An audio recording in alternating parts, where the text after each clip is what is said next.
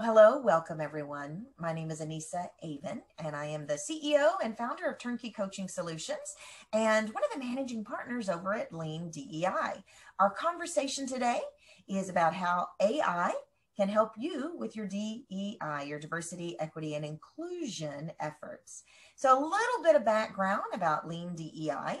Lean DEI combines next-gen artificial intelligence with high-touch people development to deliver what we call a right-size solution for building an inclusive culture. So a little bit about us and our management team.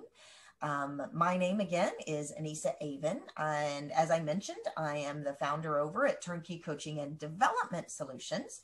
Turnkey is an enterprise coaching, training, and management consulting firm, and we provide outsourced learning solutions to enterprises that are looking to create more sustainable learning and development initiatives through a single point of contact. We have over 1,000 coaches and trainers all across the US and key hubs globally. So I'm proud to say, though, that one of the most significant initiatives that we've joined forces with over this last year is in fact Lean DEI. So I'm going to turn it over to Swetha. Would you introduce yourself? Absolutely. Thanks, Anissa. Hi, everyone. Welcome. And we're so excited to get a chance to talk to you about this topic. As Anissa mentioned, this is an area that I'm very passionate about. So I created Organalytics about 5 years ago as a way to measure DEI and measure inclusion specifically. So we use machine learning and network analytics to really help companies understand how inclusive their team is, but also where the people are within the periphery or who the key players are. So we'll talk a lot more about our solution, but this is why I'm passionate about it.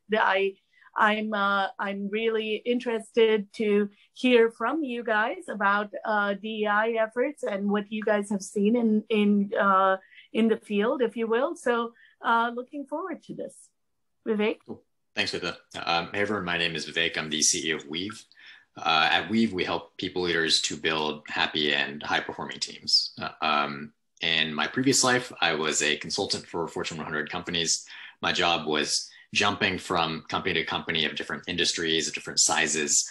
And in delivering those projects, I started to see a trend, which was this growing disconnect between employees and leaders.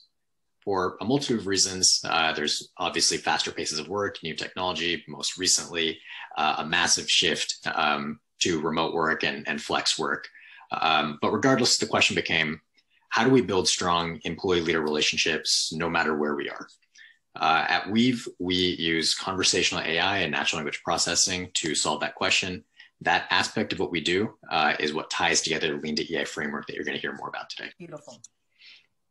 So a little bit of background about just, what we're doing, what we're up to. Some of our clients are large multinational organizations, as you can see on the screen, but we also work with mid-sized organizations.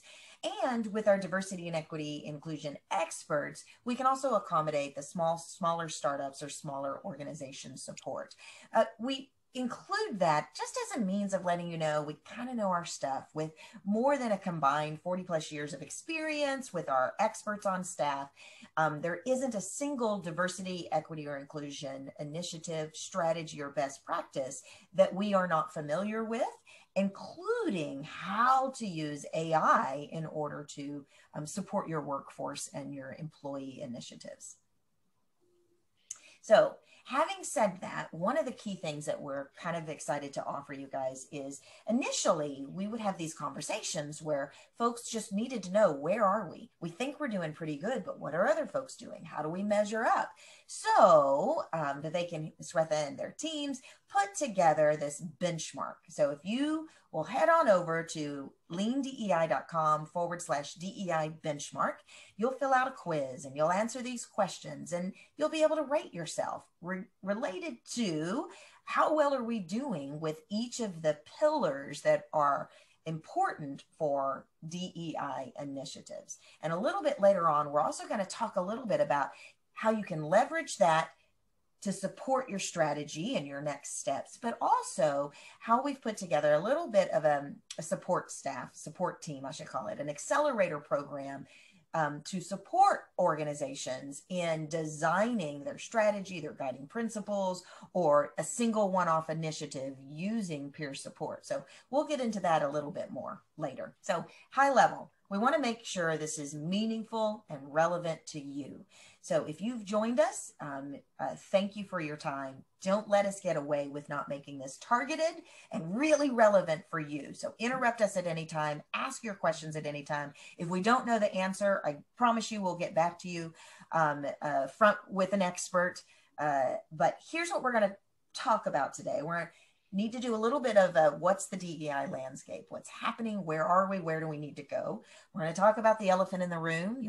Everyone here knows what that is, the difficulty around healthy DEI conversations and implementing initiatives that are all inclusive.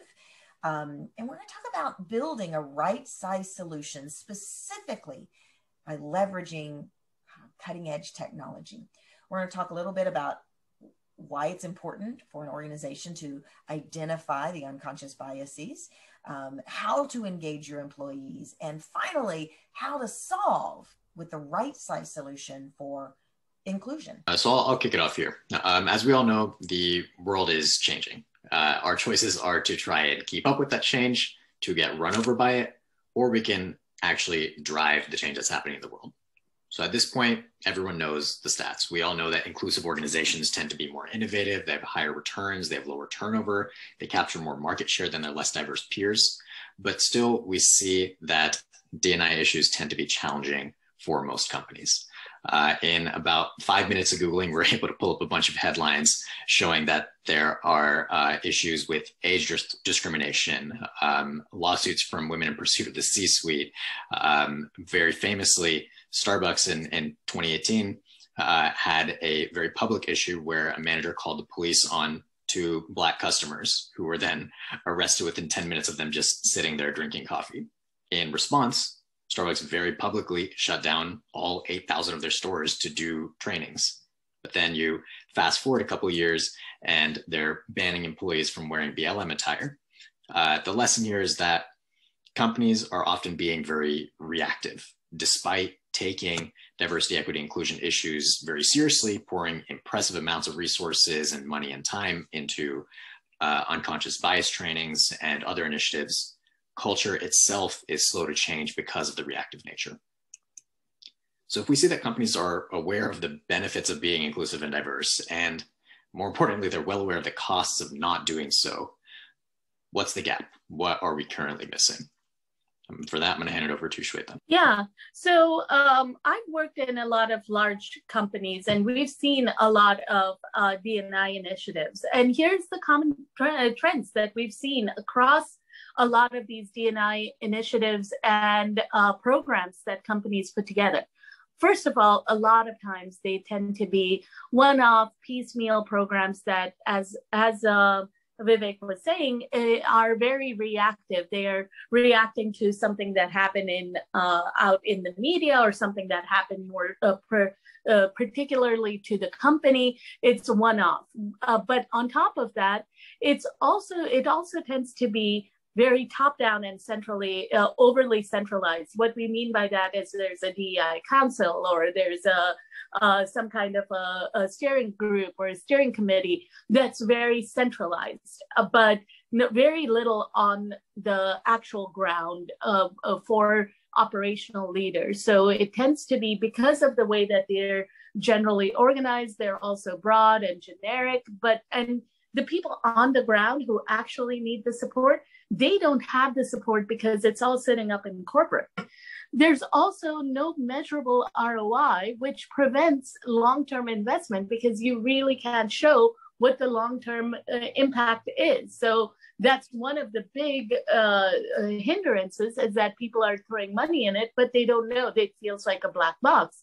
So they'll put some money there, but they don't know if they should put how much they should put, or if it's actually having any impact that they can discern at all. So, and on top of that, to make matters kind of even more cloudy, not all discrimination or not all of these issues are very obvious. These can be very, very slight. It can be a very small thing can have big impacts. And on top of that, these solutions, because of how nebulous these areas of discrimination or feeling of not feeling included are, the solutions aren't necessarily effective because they're not tied to what is actually driving the feeling of not being included and the feeling of discriminated against. So that is really one of the big challenges that we face when we're designing any of these programs. Very good. So what does this mean for our programs? It means that we have to be aware that resistance is predictable, that we're not going to get everything right. Training can be divisive and often is, especially when some of the trainers approach this from a personal pathology of one group against another, or as opposed to a systemic issue. Coaching is really effective, but how do you do that at scale, right? It's expensive and unpredictable and doesn't always tie to the greater goals. Awareness fails to inspire diversity appreciation. Just because an individual is aware that there's an issue doesn't mean that they understand how they can be an ally, how they need to look at their own internal biases, etc. So diversity policies even can be disruptive. There's so much that feeds into an effective program that we cannot put our finger on because it's emotional, because it's inherent and innate in who we have, how we've been raised, for example. So we're at a tipping point though. What we know is that systemic racism combined with social injustice and structural discrimination and polarized views and microaggressions, wow, what an eye-opener it was when I learned that word, right? All of this together with implicit bias and call-out culture and the sense that when we talk about prejudice or biases, we are in fact marginalizing a majority group, for example. What we've had in our organizations is an organizational crisis where on one side, our employment law specialists are saying, don't touch that. All we're doing is opening up ourselves for litigation. And on the other side, we have a mass exodus. If the organization is not going to support, for example, Black Lives Matter, we're out of here and we're going to tell everybody on social media. But it doesn't have to be those polar opposites. We can find an appropriate way to create culture change. And that's what we want to talk about. Starts with extinguishing the fuse of resistance. Right? We have to acknowledge that part of the problem is because this conversation feels like it's a threat to our social identity for particularly our majority groups. What we want to focus on instead is progress made, the value of diversity, how impactful it can be for our organization's success when we honor the diversity, respect cultural differences, and in fact, make it a part of our strategy. We want to eliminate any possibility of public shaming. There's just no place for it if what we really want is to produce results, is to create a culture shift, is to create an equitable culture inside our organization. There has to be a safe place for education and growth and differences of opinions while still maintaining there are certain values and guiding principles that are non-negotiable. Right? We want to look at the behaviors of inclusion versus eliminating all exclusion, right? We want to look at the benefits of equality for all. We want to train our leaders and managers to listen to the emotional, social, and environmental, I could keep on going, of each and every employee, if in fact what we want is buy-in from the ground up and the top down. One final piece is historical injustices It is impossible to have an effective program without having some education, without fostering awareness around our history, our collective history. But at the same time, too much focus, and we go back to majority groups feeling threatened, and without the majority groups buy-in and support for the culture change, for the adoption of equitable principles and policies, you risk having the program implode on itself.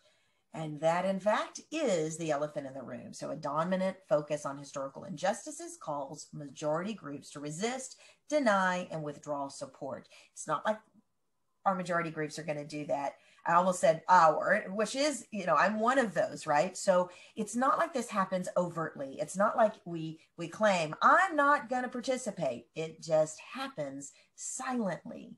When that happens, we then risk the majority groups feeling exhausted and like just one more piece of evidence that nothing is ever going to change, increasing defensiveness, derailing programs, and creating more opportunities for litigation. That's why the approach has to be measured, and where we can use technology to help us do this in a very systematic, process-oriented, but attentive to the well-being of our teams kind of methodology. So Lean DEI is an end-to-end solution for building an inclusive workplace over time. The goal is to enable diverse hiring, team building, and decision-making at all levels of your organization, thereby walking the talk of inclusion and using artificial intelligence to make it possible. 3 steps of it: identify, engage, and solve. And whether you use our technology or not, whether you leverage technology or just do this manually, you're going to need and want to go through 3 very important phases. First, you want to identify. In our methodology, we use Swetha's technology called organizational network analysis to identify unconscious biases, the employees who are impacted, and the key people leaders who can make a difference, those champions of change who are already on the ground doing the work, but who may not be leveraged to their full capacity. Second piece is engage. Kim, our empathetic AI chatbot, is an always available resource for employees to voice their needs. Using artificial intelligence and conversational intelligence, she intelligently deep dives into actionable issues and educates employees while escalating those issues to people leaders. Finally, we want to solve. Throwing just any training program across all organizations is a check-the-box solution that isn't going to create culture change. It may be a start, so I don't want to discourage that, but what if we could target just the groups inside of an organization that need support? Well, that's where Solve comes in, right? We want people leaders to have access to expert D&I consultants for education, training, coaching, strategy support, enabling your managers to make and take the right actions and make the right decisions at the right time. So first step is identify, as Anissa mentioned. So for identify, the key thing that we really look to do here as, just to make sure that we are starting off on this process with a good grasp of what the issues are. So with that, what we look at is how does the organization look? So we perceive the organization to be just, boxes and lines, and this is the org chart. But we know, since we've all worked in large teams or large organizations, that that's not really how we connect with each other. We connect on different frequencies almost, or different dimensions with different people. Some people we may go to for advice, and other people we just commiserate over beers, or whatever the case may be. We have different relationships, and these org charts don't always reflect that, or don't at all reflect that. So how do we understand that? And because one thing that we need to one key thing is those relationships are what drive how people feel and how people feel within the organization. So that's where our technology comes in. Our machine learning and network analytics technology looks at how people are connected to each other, maps that network out so that we can see effectively two key things. We can understand who the key players are. So who are the big hubs who are connecting everybody that we need to, who have almost a lot of influence within the organization. And also, probably more critically, who are the people who are on the periphery or who are not connected at all that we need to bring into the fold. So the reason why we look at these two parameters is because we can leverage the key hubs and the influential people to potentially bring in the people from the periphery into the fold. So that's really what we're looking at here, are to identify who these players are so that we can figure out what the next step is to engage with them. Our solution is very simple. It is completely cloud-based, online, etc. And we are really looking at at-risk employees. We also can visually see team silos, as you can see over here on the left in the demo that we have going on. They're two different. This organization looked cohesive initially, but once we did the analysis, it broke off into two different silos. We can look at that and we can help managers understand that.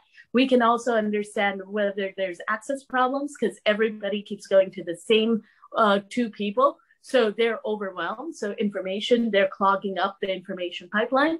We can also see who are the people who are out on the fringe and how do we actually bring them in. So those are kind of the really big exploratory as well as diagnostic tools that we initially engage with so that we can make sure that the foundation for your DEI programs is solid, and it's based on data, and it's based on something that is very targeted. So now that we know how employees are impacted by D&I issues, we can see where they sit. Are they engaged? Do they not feel included, etc. We can also understand the biases present. So if all the men are connected to each other within the organization, but the women are sitting on the periphery, we can now identify bias. Same goes for other types of people within the organization, such as minorities or LGBTQ communities. We can understand how people connect and their subconscious biases really showing themselves in those networks. And then critically, we can see those people leaders who are already positioned for change. We just have to leverage them appropriately. So now that we know all of these three things, now we're ready for the next step, engage. Engaging with our employees means communicating with them, having the conversations to understand the specific issues that they're facing and taking the steps and actions needed to resolve those issues. It's very easy to envision how we can have these kinds of conversations when we're in small single-digit companies, but how do we have these conversations at scale and with distributed workforces? And how do we make sure that the process is both continuous and on demand when needed? And that's where I want you to meet Kim. Kim is an always available chatbot that has organic conversation with employees to understand their issues and needs. She lives on your messaging channel, like Microsoft Teams, Slack, SMS, email, etc. And she creates this very interesting space for employees to give very candid feedback because she's got this combination of anonymity plus empathy. We find that employees feel that they can talk quite openly because they're not being judged. They can be transparent with confidence. Now, there's two ways that employees can chat with Kim, and whether you're using Lean DEI or similar technology, we recommend that you have these two communication pipelines. Kim can either proactively reach out to understand employee issues on key topic areas. You see some examples here on the screen, or employees can reach out to Kim whenever they need to escalate an issue upwards. Now, for those of you in organizations that are small enough to have these conversations in person with every employee, we certainly recommend it. For those at larger organizations, Kim can help you have these conversations at scale. But the question becomes, how do we know what do we need to talk about with each group of employees? And that's where the network analysis, that's where the identify stage comes in. So the network analysis helps us to know which conversations, which areas that we need to be talking about with which employees. For example, if a network analysis identified that my Black engineers on the West Coast offices are sitting on the periphery of a social network, they're not connected to influential decision makers or to strong mentors, we know that that's a leading indicator for issues in career advancement. That could be a leading indicator for early turnover. Kim can engage with those employees and understand what their on-the-ground reality is, what their immediate needs are, and how do we address them. Now, to preface, we're not having reactive conversations. We're not going out to an employee and asking, are you facing discrimination? Instead, we're focusing on the underlying issues that we've identified through a network analysis, and we're focusing on resolving those issues before they escalate into very public incidents. Now, I want to take a minute and actually show you what one of these interactions with Kim looks like. So I'm going to put myself into the role of an employee who works at a company called Acme Bank. I've talked to Kim a couple of times in the past, so I'm familiar with her. I know why it's important to chat with her, what she's going to do with what I say, etc. So I'm going to go ahead and jump into this conversation. First question she's got for me is, do you feel like you're included in the decisions that impact your work? I'm going to say, really, just last week, I was trying to convince my manager to extend our deadline, but no one listened. Now, all my terrible spelling and grammatical issues get cleaned up by Kim in the back end. She's also using a couple forms of natural language processing to understand what the right kind of follow-up question to dive in deeper would be.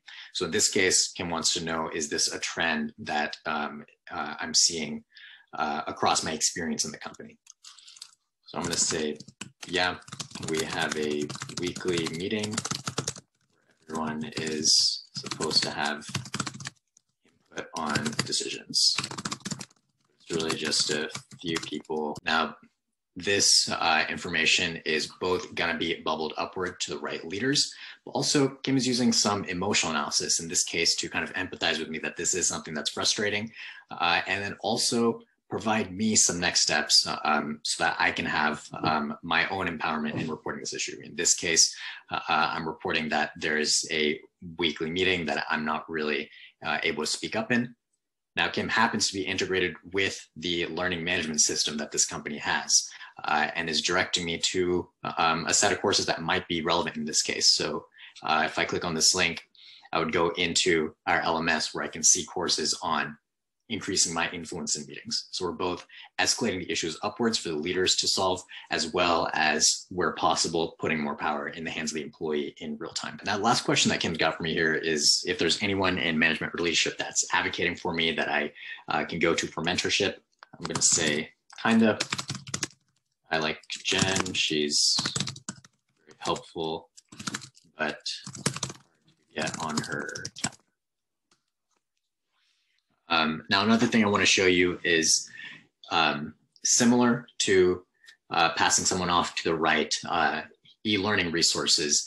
In this case, Kim knows that my company has a new mentorship program. And because I'm an employee that doesn't seem to have access to the right amount of counseling or mentorship, Kim was actually recommending that as something that I can check out to help me in some of those underlying issues that we identified with the network analysis.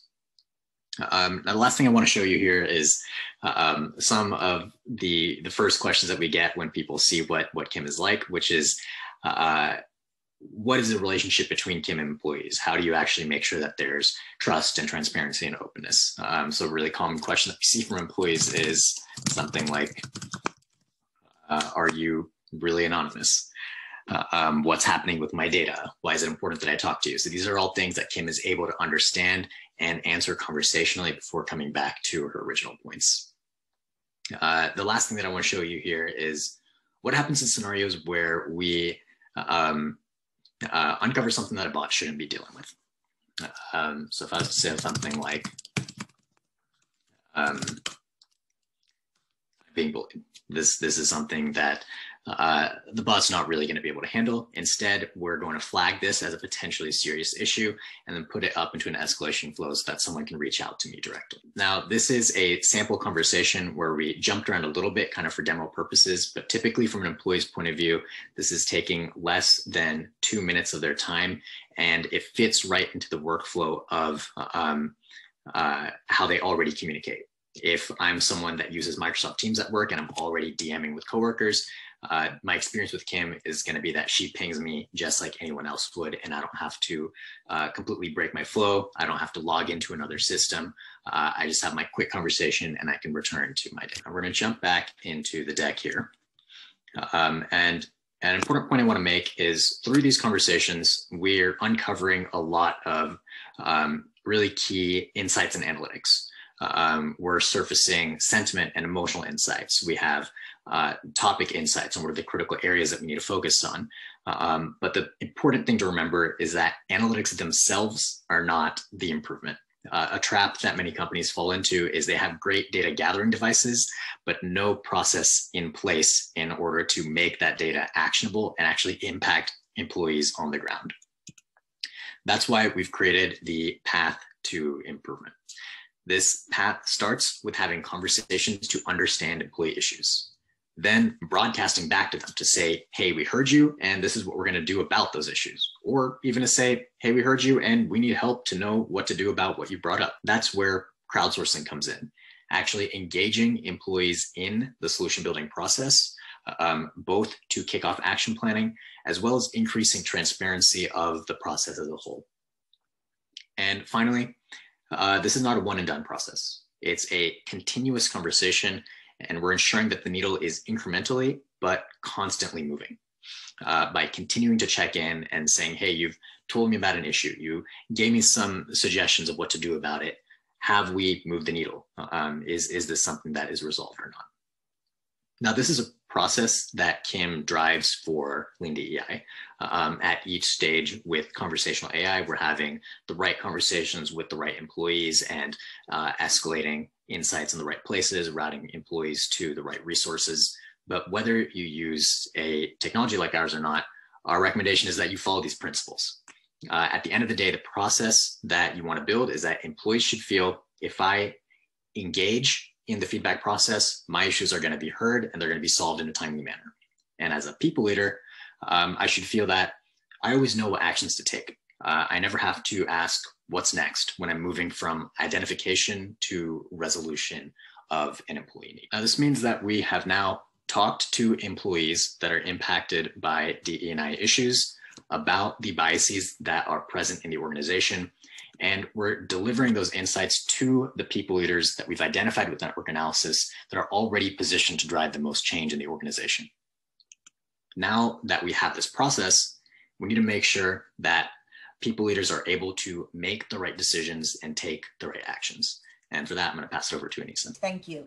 So what we want to do is take the insights that have been gained from the network analysis and now the engaging with the employees and determine what's the right size solution, right? So I want to start with the elements of a comprehensive diversity, equity, inclusion program. So we know that most organizations are absolutely going to benefit from developing a mentoring program that's specifically focused on diversity and inclusion, right? We know that you're going to want to create a diversity-focused recruiting plan while also evaluating your hiring practices, very important.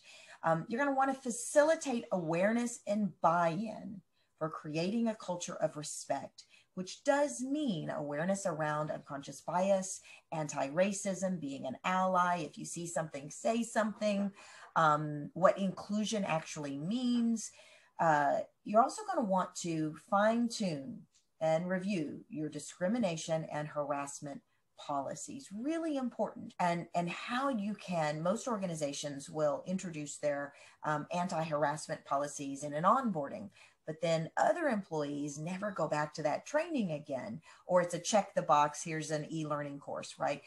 At this time, it's really important to revisit your discrimination and harassment policies and document in writing how the values of the organization and the behaviors that are associated with D&I show up in relationship to your policies. You're going to want to inspect and improve your complaint system.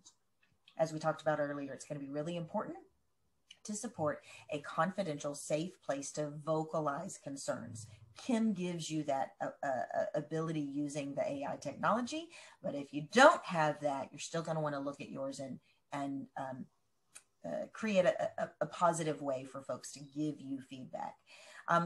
Foster diversified business networks using cross-company network and establishing ERGs or employee resource groups. Optimally, you'll have a team of diversity and inclusivity managers and champions of change. If you want to create culture change, you're going to need folks who can support this across the organization. I've already touched on creating a safe space. You're going to want to also inspire culture change via top-down support. I'll just say this, most executive teams believe that they already have all the awareness they need to have around diversity and inclusion initiatives. So what I would encourage most folks to do is when you're looking at your D&I strategy, use that as a means of fostering greater awareness with your leaders. Because what we've discovered is there's lots of gaps they're not aware of, and you can't be aware of what you're not aware of until you're aware of it, right? So the data and the business insights that you gain from the surveys and the engagement process, for example, with Kim, gives you the data you need to support awareness, which is essential for effective programs. Finally, Vivek has already talked about this. It's an iterative process. You're going to want to commit to continuous improvement. And to do that, it's got to be about a right size solution because no one wants to boil the ocean. So the right size solution.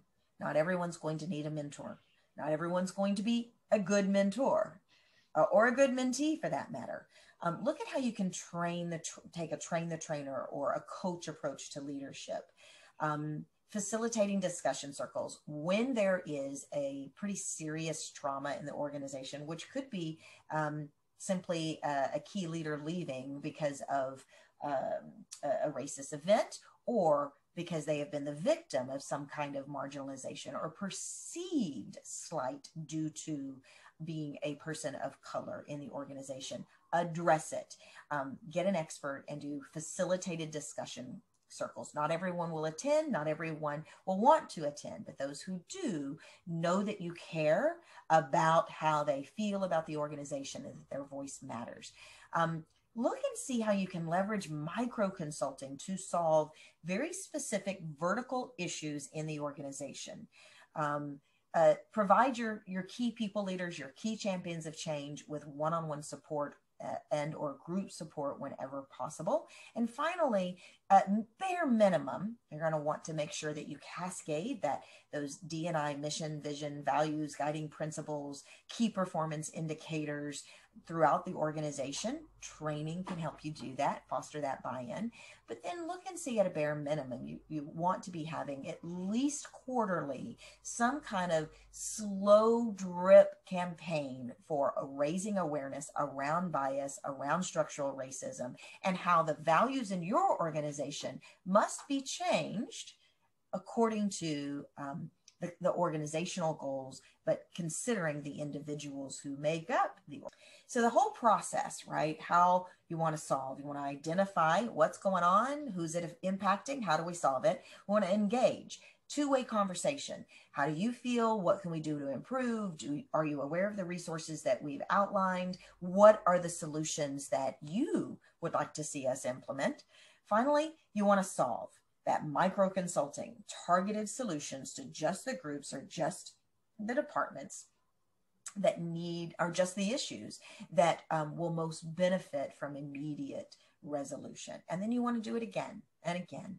And we're really looking at most organizations take a minimum of 18 months to 2 years to really see the culture shift from one of disruption or resistance to one of buy-in and inclusivity. So this means at this point, we've listened to your employees who are most impacted by D&I issues.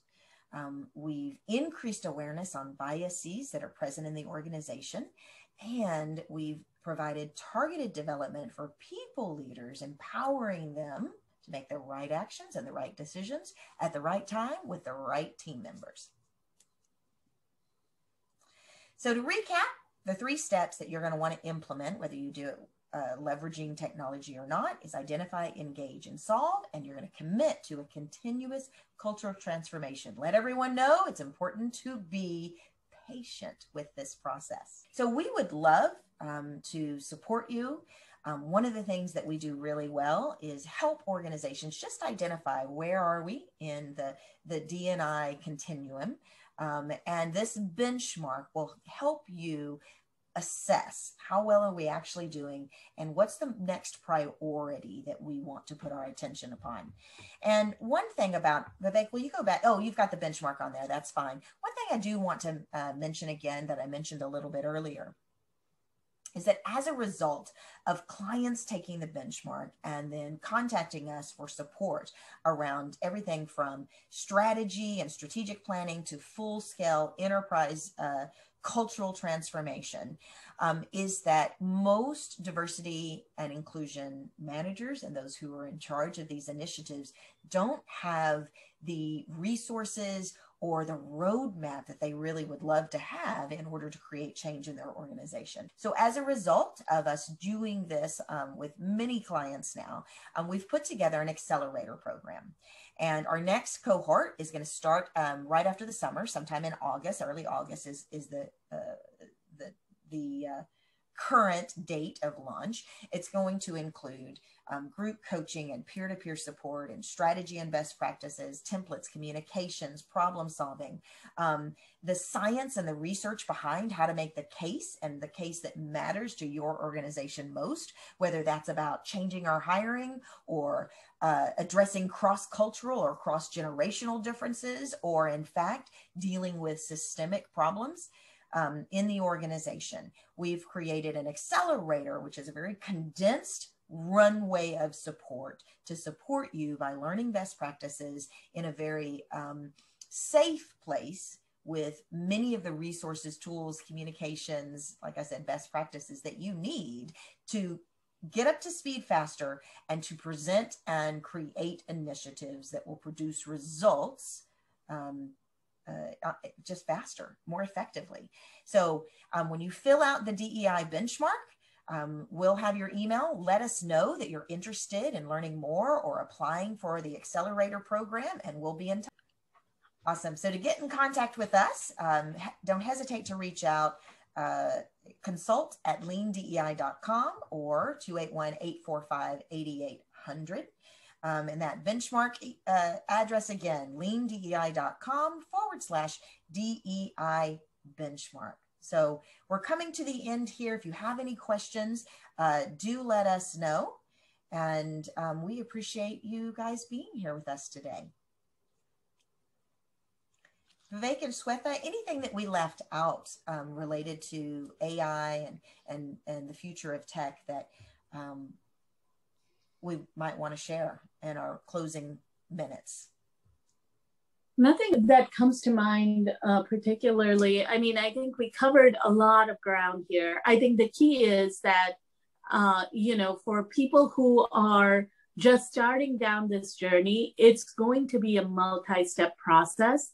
And I think that's the key thing. So that's where the accelerator or our processes really come into play, is that we kind of provide you the roadmap, if you will, for you to go on this journey, so that you're not kind of going down there and it's not overwhelming. Everybody knows that they want to do something on this, but nobody necessarily knows where to start or what to do after you start. So that's really the key pain point that we're here to help you solve. Beautiful. Well said. What that I'll add from a technology standpoint is understanding what you're looking for from a value standpoint, rather than starting from the coolest AI technology. Broadly speaking, especially in the field of workforce tech. AI tends to be used for the kinds of data processing that humans are not able to do, or reaching a level of scalability that human resources are not able to accomplish on their own.